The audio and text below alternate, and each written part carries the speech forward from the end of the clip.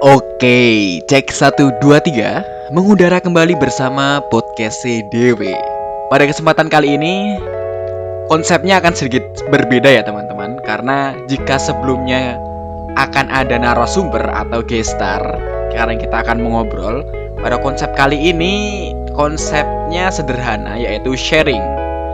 Dan apa yang akan saya sharing di sini, saya akan membagikan catatan-catatan kecil saya ketika saya mengikuti sebuah webinar yang menurut saya konten atau isi yang disampaikan oleh narasumber menjadi sebuah hal yang penting untuk teman-teman fresh graduate ataupun teman-teman yang sedang berusaha mencari pekerjaan. Nah, webinar apa sebenarnya yang saya ikuti? Webinar ini adalah webinar yang diselenggarakan oleh Indonesia Mining Student Network, di mana memiliki judul nih, Hack to Steal Recruiter Attention with No Working Experience. Di mana pada webinar ini ada dua narasumber nih. Yang pertama adalah Ibu Stephanie Osei sebagai General Manager Geology and Mining di PT Quantus Consultant Indonesia. Dan satu lagi nih, ada Bapak Yosi Chandra sebagai apa? Sebagai Principal Human Resource di PT Nusa Halmahera Mineral, tepatnya di Gosowong Gold Mine. Walaupun webinar ini memang narasumbernya memiliki background pada bidang pertambangan atau memang berkecimpung di dunia kerja tambang, tetapi menurut saya apa yang disampaikan ini bisa menjadi pengetahuan juga untuk teman-teman yang memang punya fokus bidang keilmuan non-geologi, jadi tidak akan masalah. Oke, coba saya lanjutkan ya teman-teman semuanya. Jadi pada podcast kali ini akan ada 3 part 1, part 2, dan juga part 3. Oke, kita masuk ke part yang pertama, yaitu apa sih yang sebenarnya dicari recruiter? Pernah gak sih teman-teman bertanya tentang jane yo foto sing digoleki recruiter, atau sebenarnya yang dicari itu seperti apa sih kandidatnya? Mungkin pertanyaan ini akan berbeda-beda pada setiap perusahaannya. Tetapi di sini saya mencoba untuk menyampaikan apa yang saya dapatkan dari narasumber.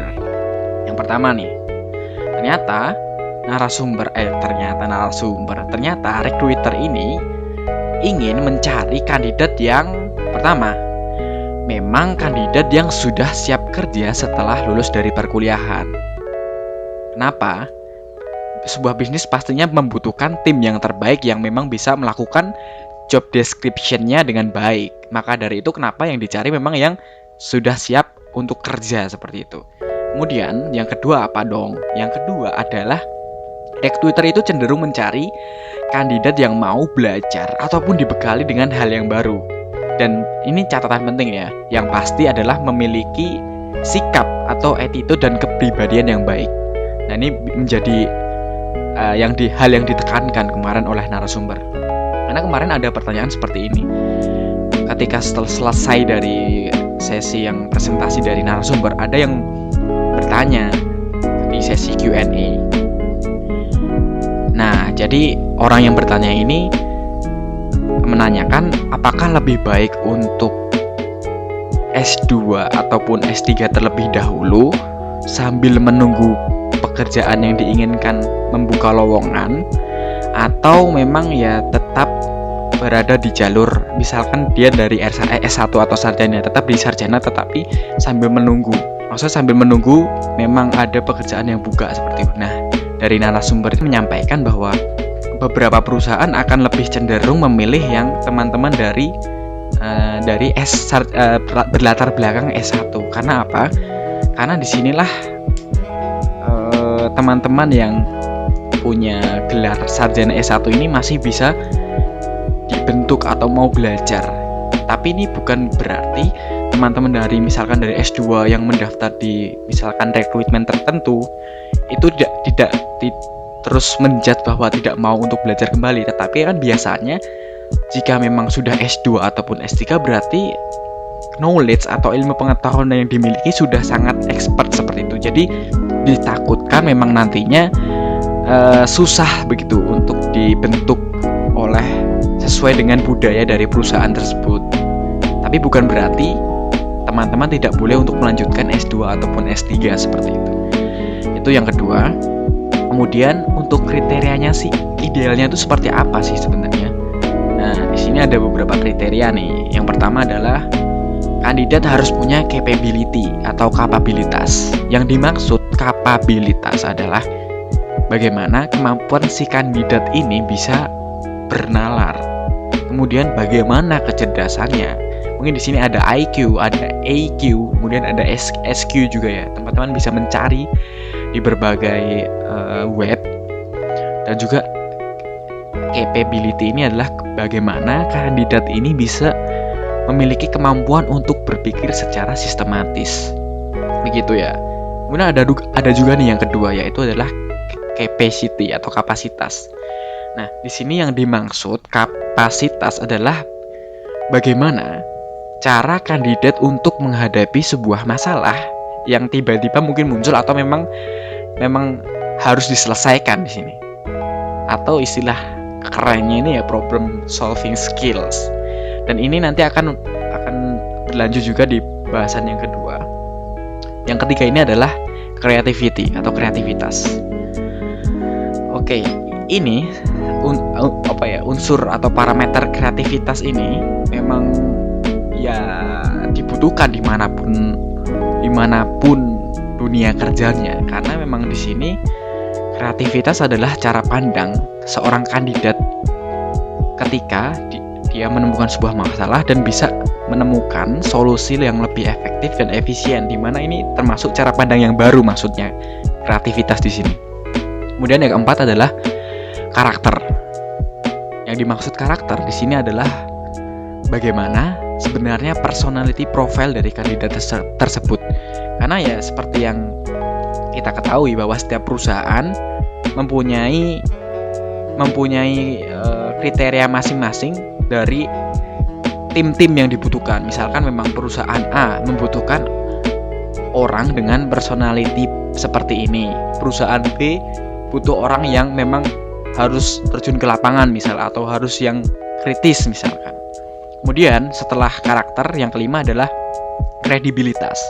Di sini kredibilitas ini yang dimana-mana dibutuhkan pastinya ya, yaitu bagaimana kejujuran, integritas, dan tanggung jawab dari kandidat ini. Kemudian yang keenam adalah compatibility. Yang dimaksud adalah core value. Jadi memang kandidat ini apakah sebenarnya cocok dan sesuai dengan budaya dari calon perusahaan tersebut. Pasti ya teman-teman sudah tahu lah, setiap perusahaan punya budaya dan juga nilai yang dijunjung tinggi seperti itu. Dan yang terakhir setelah compatibility adalah komitmen. Karena di sini komitmen bagaimana seorang kandidat ini memiliki kesungguh-sungguhan ketika menyelesaikan sebuah pekerjaan yang diberikan ataupun yang diamanahkan seperti itu. Oke, itu. Jadi ada 7 kriteria ideal. Yang pertama adalah kapabilitas, yang kedua capacity, kreativitas, karakter, kredibilitas, compatibility, dan juga komitmen. Oke, kita masuk ke part yang kedua dengan tajuk pengganti pengalaman kerja di CV. Oke, balik lagi ke penjelasan di awal. Nah, recruiter itu butuh kandidat yang memang siap untuk kerja. Lalu bagaimana dong jika memang mungkin kita menemukan di proses rekrutmen tertentu ada persyaratan minimal 2 tahun kerja. Sedangkan kita memang baru lulus dari perkuliahan kayak gitu ya. Dan memang belum sempat mungkin merasakan memang menjadi seorang pekerja gitu di perusahaan tertentu. Dan di sini teman-teman bisa melakukan hal ini, yaitu yang berkaitan dengan CV teman-teman ketika dibutuhkan di proses rekrutmen tersebut. Teman-teman bisa mencantumkan beberapa hal di bawah ini nih.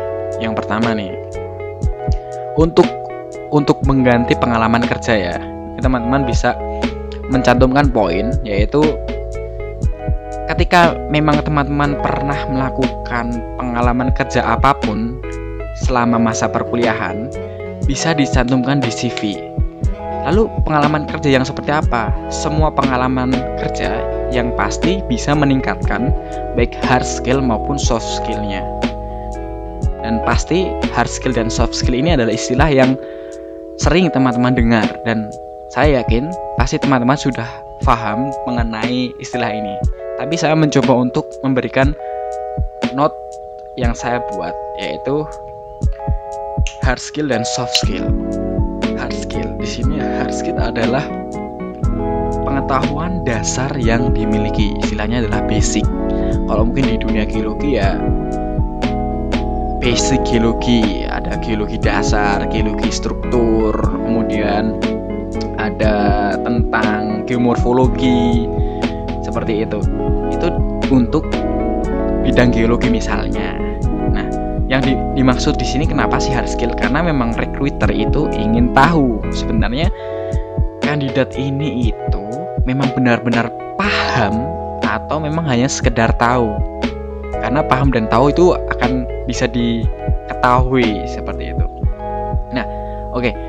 Kemudian setelah hard skill adalah soft skill. Di sini soft skill, kalau teman-teman cari di Google mungkin akan ada banyak poin-poinnya. Soft skill ini seperti apa? Mungkin leadership, terus apa dan yang lainnya. Tapi di sini yang digarisbawahi adalah kemampuan seorang kandidat yang dibutuhkan untuk menghadapi dunia kerja. Dimana memang tidak bisa hanya untuk mendapatkan soft skill ini ternyata memang tidak bisa mengandalkan pembelajaran di dalam kelas saja, tetapi memang perlu pembelajaran di luar kelas untuk bisa mengasah kemampuan ini. Yang perlu digarisbawahi adalah recruiter ini sebenarnya ingin tahu bagaimana sih kemampuan kandidat ini, apakah dari beberapa poin soft skill memang kandidat ini memiliki kemampuan yang sedang dibutuhkan untuk melengkapi tim di sebuah perusahaan. Seperti itu. Oke, dan untuk bisa membuktikan bahwa kita punya soft skill ini, bukan mungkin ini, tapi yang disampaikan adalah teman-teman, saya juga bisa menambahkan pengalaman berorganisasi ketika selama menjadi mahasiswa. Ya karena kenapa penting sih sebenarnya? Karena ya organisasi inilah ataupun pengalaman ketika menghandle sebuah organisasi, disinilah kita melatih pola pikir dan juga pemecahan sebuah masalah. Kemudian teman-teman kita juga bisa mencantumkan pengalaman ketika magang, KP ataupun menjadi volunteer. Karena di sini sebenarnya yang digarisbawahi ternyata pengalaman itu bisa membantu untuk memperkenalkan kita ke dunia kerja seperti itu. Lalu setelah ketika memang ada lowongan pekerjaan, bagaimana dengan peluang fresh graduate? Nah, ini di sini yang dijelaskan oleh narasumber menggunakan kasus di dunia tambang. Di sini menggunakan data dari duniatambang.go.id pada tahun 2019. Peluang fresh graduate sendiri ini diterima menjadi karyawan di suatu company ini perbandingannya 1:239. Apakah mungkin kita bisa masuk ke dalam masuk ke kemungkinan besar tersebut? Bisa jadi. Lalu bagaimana yang harus kita lakukan? Apa yang harus kita lakukan? Di sini catatannya adalah perkuat soft skill dan juga hard skill kita. Dan sebagai lulusan yang baru, fresh graduate, kita diharapkan untuk bisa beradaptasi dengan perkembangan yang ada. Dan seperti yang kita ketahui sekarang bahwa di tahun 2021 ini digitalisasi sudah merebak ke semua bidang seperti itu. Tidak terkecuali dengan dunia pertambangan. Ya kita tahu sendiri bahwa pertambangan sudah mulai sejak tahun 1784 dan sampai sekarang. Pastinya itu ada perubahan mungkin dari industri 1.0, kemudian lanjut ke industri 2.0, kemudian lanjut lagi industri 3.0 dan sampai sekarang industri 4.0 seperti itu. Jadi yang diharapkan oleh recruiter adalah kandidat ini punya kemampuan untuk adaptif dengan kondisi yang selalu baru. Seperti itu. itu tadi adalah part 2-nya. Tapi yang bisa digarisbawahi adalah ya ibarat perusahaan ini adalah ya perusahaan pastinya adalah sebuah bisnis ya. Dan di dalam suatu bisnis dibutuhkan tim-tim yang terbaik agar apa? Agar bisa menghasilkan sebuah keuntungan seperti itu. Jadi ya memang ya bukan hanya tim yang baik saja, tetapi tim yang memang cocok dan pas sesuai dengan yang dibutuhkan. Maka dari itu ketika memang teman-teman ataupun kita sudah berusaha untuk melakukan apply ke proses rekrutmen tertentu dan memang belum diterima, berarti memang bukan berarti kita jelek ataupun kita bad kayak gitu ya. Tapi karena memang ya apa yang kita miliki belum sesuai dengan apa yang dibutuhkan oleh perusahaan tersebut. Jadi bukan berarti kita memiliki kualitas yang buruk seperti itu. Tapi kita harus selalu untuk berusaha untuk belajar. Itu adalah part yang kedua. Semoga teman-teman bisa mendapatkan poinnya. Dan ini adalah part yang terakhir, part 3, dengan tajuk How to Stand Out in the Crowd. Maksudnya di sini adalah ketika teman-teman mengikuti proses rekrutmen tertentu di suatu company gitu, gimana sih caranya teman-teman bisa dilirik oleh recruiter gitu. Istilahnya kayak kita seperti diamond gitu, shining like a diamond lah istilahnya. Gimana sih caranya? Ada 5 poin ternyata yang disampaikan. Yang pertama adalah karya, yang kedua adalah belajar, yang ketiga adalah attitude, yang keempat adalah network, yang kelima adalah persiapan. Mulai dari poin nomor 1, karya. Karya di sini ya bisa jadi portofolio lah. Adalah apa yang telah kita lakukan selama masa perkuliahan. Seperti misalnya contohnya, jika memang teman-teman senang dengan tulis-menulis, bisa jadi paper teman-teman dari ketika meng-apply di sebuah konferensi tertentu dan presentasi di sana. Di situ bisa menjadi nilai yang menjadi catatan seorang recruiter. Oh, berarti kandidat ini nih punya pengalaman untuk melakukan ini. Dan apa yang dia lakukan di paper tersebut bisa diterapkan di company yang memang sedang mencari tim yang baru seperti itu. Misalkan metode yang dilakukan dalam paper tersebut bisa juga diterapkan di perusahaan yang memang sedang juga fokus ke job desk tertentu dan ternyata pas sama-sama membutuhkan. Atau mungkin juga memang teman-teman suka dengan fotografi, bisa juga teman-teman membuat portofolio di Instagram mungkin, ataupun teman-teman juga bisa membuat web. Dan teman-teman juga jangan lupa untuk personal branding di LinkedIn ataupun di media sosial yang lain seperti itu. Karena itu akan menjadi catatan dari recruiter. Yang kedua adalah belajar. Di sini belajar ya pastilah. Karena kembali ke poin yang awal, ternyata memang recruiter ingin mencari kandidat yang siap untuk dibentuk dan siap untuk dijejeli istilahnya, siap untuk diberikan pengetahuan yang baru seperti itu. Karena ya pada hakikatnya belajar ini adalah sebuah kewajiban ya, siapapun itu. Dari kita mulai dilahirkan sampai dengan kita di liang lahat itu kita belajar kayak gitu. Dan setiap tempat yang baru pasti kita akan ya beradaptasi, belajar lagi seperti itu. Yang ketiga nih adalah attitude. Kembali lagi ke poin yang awal, ternyata attitude ini menjadi hal yang sangat penting ya. Jadi emang ya saya sendiri juga masih belajar menjadi orang dengan attitude yang baik pastinya. Dan yang digarisbawahi adalah sepintar-pintarnya kita, tapi ketika kita attitude-nya jelek, ya mungkin akan dipertimbangkan kembali lah ya, apakah ini memang dibutuhkan atau enggak ya kayak gitu. Jadi kalau bisa ya kita memang menjadi orang yang pintar, yang cerdas, tapi attitude-nya itu baik seperti itu. Setelah itu adalah yang keempat, poin yang keempat, network. Network di sini seperti yang sudah kita ketahui bahwa ini berkaitan dengan jejaring kita, bagaimana relasi kita, bagaimana pertemanan kita, bagaimana hubungan kita. Bukan hanya dengan hubungan antara teman, tetapi juga dengan senior juga ya. Nah, di sini yang perlu ditekankan, perlu kita ingat bahwa ya kita harus perbanyak keluar lah istilahnya ketika kita, mungkin ini catatan untuk teman-teman yang masih mahasiswa semester awal lah, perbanyak bermain istilahnya, tapi bermain dengan kegiatan yang positif sehingga teman-teman punya banyak teman, bisa saling sharing seperti itu. Dan siapa tahu mungkin ya network inilah yang nantinya akan bisa membantu kita di suatu persimpangan jalan, siapa tahu.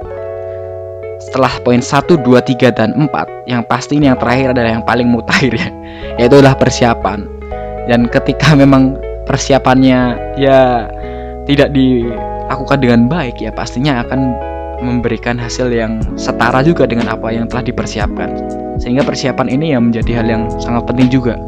Ketika poin 1, 2, 3, dan 4 sudah dilakukan, ya kita berikan persiapan dengan baik. Kita pelajari bagaimana cara interview dengan HRD, bagaimana cara interview dengan user, kemudian apa yang harus dilakukan. Ya itu pasti teman-teman sudah tahu, belajar dari mana. Itu adalah akhir dari part 3. Poinnya adalah karya, belajar, attitude, network, dan persiapan. Terima kasih, part 1, part 2, dan part 3 sudah saya sampaikan semuanya. Semoga bisa menjadi sebuah kebermanfaatan untuk teman-teman semua yang memang sedang membutuhkan. Itu saja dari podcast CDW sesi review kali ini. Terima kasih, saya Huda Haududi pamit undur diri. Bye.